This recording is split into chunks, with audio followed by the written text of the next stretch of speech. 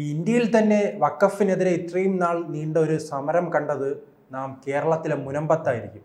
അപ്പോൾ ഈ മലയാളികൾക്ക് വഖഫിൻ്റെ ഭീകരതയെക്കുറിച്ച് കൂടുതൽ പഠിപ്പിക്കേണ്ട കാര്യമില്ല. അവരെ കൺമുൻപിൽ തന്നെ ഈ സമരമുണ്ട്. പക്ഷേ ഇത് മനസ്സിലാക്കാൻ കേരളത്തിലെ എംപിമാർക്ക് കഴിഞ്ഞിട്ടില്ല എന്നൊരു തോന്നലുണ്ടല്ലോ. പ്രത്യേകിച്ച് സുരേഷ് ഗോപി ഒഴികെയുള്ളവർക്ക്. അവർ എന്തായാലും വഖഫിലുമായി ബന്ധപ്പെട്ട് ബില്ല് കൊണ്ടുവരുമ്പോൾ അതിനെതിരെ വോട്ട് ചെയ്യാനാണ് അവരുടെ പുറപ്പാട്.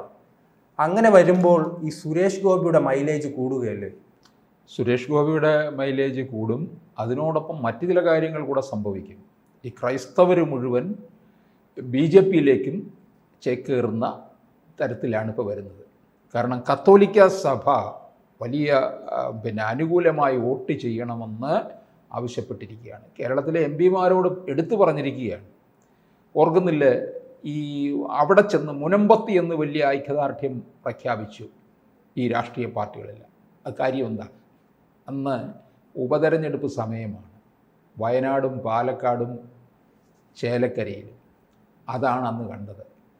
നമ്മുടെ ഹൈബി ഈഡനെ ഒക്കെ എതിരെയൊക്കെ അവരാദ്യം പ്രതിഷേധിച്ചു. അത് കഴിഞ്ഞപ്പോൾ ഹൈബി ഈഡനൊക്കെ ഓടി അവിടെ എത്തിയില്ലേ, നിങ്ങളോടൊപ്പമുണ്ട് എന്നൊക്കെ പറഞ്ഞ് വലിയ പ്രതിജ്ഞ എടുത്ത അവിടെ നിൽക്കുകയുണ്ടായല്ലോ. ഇപ്പം എന്താ അത് ഇവിടെ പാർലമെൻറ്റിൽ എന്തുകൊണ്ടാണ് തിരിഞ്ഞു നിൽക്കുന്നത്? ഇവർ പറയുന്നത് കത്തോലിക്ക സഭ എടുത്തു പറയുന്നുണ്ട്. ഹൈബീഡനുമായി ബന്ധപ്പെട്ട് വലിയ വിമർശനം വരികയാണ്. കാരണം ഈ എമ്പുരാനുമായി ബന്ധപ്പെട്ട് അദ്ദേഹം വലിയ പ്രതികരണങ്ങളാണ് നടത്തുന്നത്. പക്ഷേ ഈ മുനമ്പൻ ജനതയുമായി ബന്ധപ്പെട്ട് സ്വന്തം മണ്ഡലത്തിലെ ജനങ്ങളുമായി ബന്ധപ്പെട്ട് അദ്ദേഹം മൗനം പാലിക്കുകയാണ്. അതെ അതെ. ഇപ്പം ഇവിടെ കത്തോലിക്ക സഭ തന്നെ എടുത്തു പറയുന്നുണ്ട്, വഖഫ് ഇല്ലാതാക്കാനല്ല, കയ്യേറ്റ അനുമതി നൽകുന്നതും ഭരണഘടന പരമായി പരിഹാരം നിഷേധിക്കുന്നതുമായ വകുപ്പുകൾ ഭേദഗതി ചെയ്യണമെന്നുള്ള ആവശ്യമാണ്. അതിനുവേണ്ടിയാണ് നിൽക്കുന്നത്. ഈ കത്തോലിക്ക സഭ ഇങ്ങനെ കേരളത്തിലെ MP-മാരോട് വാണിംഗ് കൊടുത്തിരിക്കുകയാണ്. ഇങ്ങനെ വരുമ്പോൾ അനുകൂലിക്കാത്ത MP-മാരെ ബഹിഷ്കരിക്കും എന്നാണ് അവർ പറഞ്ഞിരിക്കുന്നത്. അപ്പോൾ അതിൽ നിന്ന് നമ്മൾ എന്താണ് വായിച്ചെടുക്കേണ്ടത്? അനുകൂലിക്കാത്തവരെ ബഹിഷ്കരിക്കും എന്ന് പറഞ്ഞാൽ വരാൻ പോകുന്ന തെരഞ്ഞെടുപ്പുകളിൽ ഞങ്ങൾ കർക്കശമായ നിലപാട് എടുക്കും. ഇപ്പം സുരേഷ് ഗോപിക്ക് മൈലേജ് കിട്ടുമോ എന്ന് ചോദിച്ചു കഴിഞ്ഞാൽ ഉറപ്പാണല്ലോ. സുരേഷ് ഗോപി പോലുള്ളവർ പാർലമെൻറ്റിൽ ഈ ബില്ലിനെ പിന്താങ്ങുന്നു. അവിടെ സുരേഷ് ഗോപിക്ക് തൃശ്ശൂരിലുള്ള ക്രൈസ്തവരുടെ ഇടയിൽ തന്നെ വലിയ അംഗീകാരം ഇതിനകത്തൂടെ ഒന്നുകൂടെ ഉറപ്പിക്കാൻ കഴിയുമെന്നുള്ളതാണ്. അപ്പോൾ ഇവിടെ ഈ കോൺഗ്രസ്സുകാർ നോക്കണം, ഇവരുടെ അടുക്കൽ നിന്ന് ഈ ക്രൈസ്തവർ പൊതുവെ സമീപകാലത്തായിട്ട് അകന്നു പോകുന്ന ഒരു രീതിയാണ് നമ്മൾ കണ്ടുകൊണ്ടിരിക്കുന്നത്. നേരത്തെ തന്നെ നമ്മൾ പല വീഡിയോകളിലും പറഞ്ഞിട്ടുള്ളതാണ്, ഈ ക്രൈസ്തവരെ BJP-യോട് അടുക്കുന്നു, BJP-യും അതിന് അനുകൂലമായി ഇവർക്ക് അനുകൂലമായ ചില നിലപാടുകൾ എടുത്തുകൊണ്ട് അവരെ ചേർത്ത് നിർത്താൻ ശ്രമിക്കുന്നു. ക്രൈസ്തവ സഭകളിലുള്ള പ്രധാനികളെയൊക്കെ തന്നെ BJP-യുടെ സ്ഥാനങ്ങളിലേക്ക് കൊണ്ടുവരുന്നു എന്നൊക്കെ പറഞ്ഞു. അപ്പോൾ കത്തോലിക്ക സഭ ഇങ്ങനെയൊരു തീരുമാനമെടുക്കുമ്പോൾ അവർ അത്തരത്തിലുള്ള രാഷ്ട്രീയമായിട്ടുള്ള ഒരു ചുവടുമാറ്റത്തിലേക്ക് കൂടിയാണ് കടന്നിരിക്കുന്നത്. ഇത് UDF-നുണ്ടാകുന്ന വലിയ അടിയാണിത് കേരളത്തിലെ.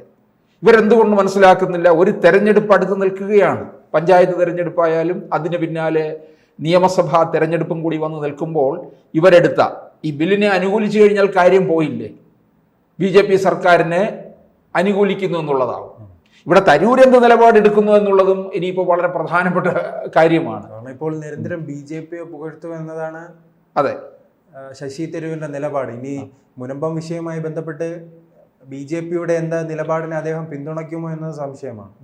കഴിഞ്ഞ ദിവസം അദ്ദേഹം വാക്സിനുമായി ബന്ധപ്പെട്ട് അത് എത്രയോ നാളുകൾക്ക് മുമ്പ് നടന്ന സംഭവമാണ്. അതിപ്പോൾ അത് എടുത്തു പറയാൻ കാര്യം തന്നെ എന്താണ് നോക്കണേ. അപ്പോൾ ഓരോരോ സംഭവങ്ങൾ ഉണർത്തി കൊണ്ടുവരികയാണ് തരൂര്. അപ്പോൾ ഇവിടെ വഖഫിന് അനുകൂലം ഇത് കോൺഗ്രസിനുണ്ടായിരുന്ന ഏറ്റവും വലിയ അടിയാണെന്നേ, വലിയ തിരിച്ചടി കിട്ടിക്കൊണ്ടിരിക്കുകയാണ്. പിന്തുണച്ചില്ലെങ്കിൽ നിലപാട് മതമൗലികമായിട്ട് കാണും എന്ന് പറയുന്നുണ്ട്. MP-മാരെ ബഹിഷ്കരിക്കും എന്ന് പറയുന്നുണ്ട്.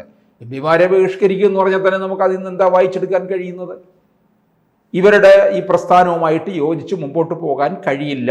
ഇവിടെ പറഞ്ഞിരിക്കുന്നത് കത്തോലിക്ക സഭയാണ് വഖഫ് നിയമം ഭേദഗതി ചെയ്യാൻ അനുകൂലമായി വോട്ട് ചെയ്യണമെന്ന് കേരളത്തിൽ നിന്നുള്ള എം പിമാരോടും കേരള കത്തോലിക്ക മെത്രാൻ സംഘം, അതായത് KCBC പ്രസിഡന്റ് കർദിനാൾ മാർ ബെസേലിയസ് ക്ലിമ്മീസ് കത്തോലിക്ക ബാവയാണ് ആവശ്യപ്പെട്ടിരിക്കുന്നത്.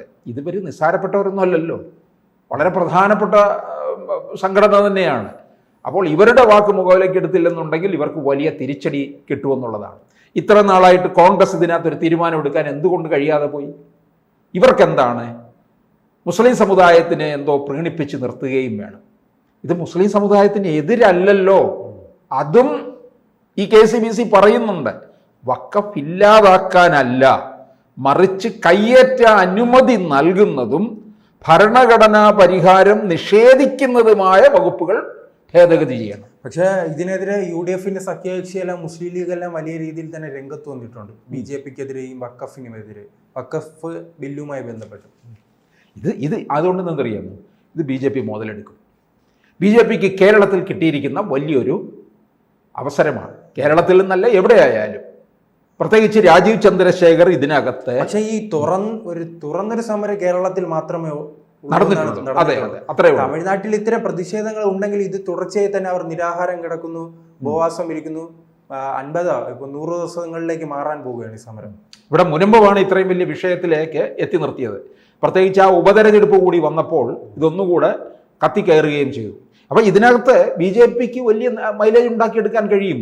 രാജീവ് ചന്ദ്രശേഖർ ഇതിനകത്ത് ഒരു ശക്തമായ ഒരു നീക്കം നടത്തി കഴിഞ്ഞാൽ ഈ കത്തോലിക്ക സഭയെ നല്ല രീതിയിൽ ചേർത്ത് നിർത്താൻ കഴിയുമെന്നുള്ളതാണ്.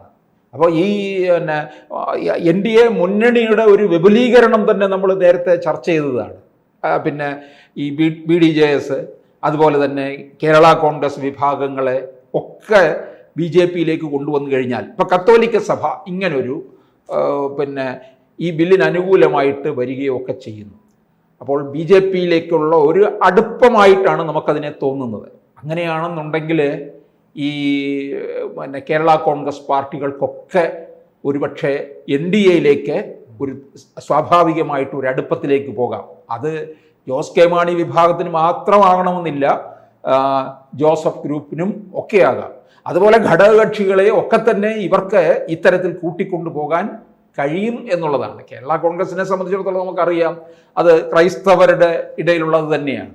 അപ്പോൾ അവിടെയും പള്ളിക്കാർ പറഞ്ഞാൽ ജോസ് കെ മാണിയും അല്ലെങ്കിൽ കേരള കോൺഗ്രസിലെ മറ്റ് വിഭാഗങ്ങളും ഒക്കെ അതനുസരിച്ച് മുമ്പോട്ട് പോകുന്നതാണ്.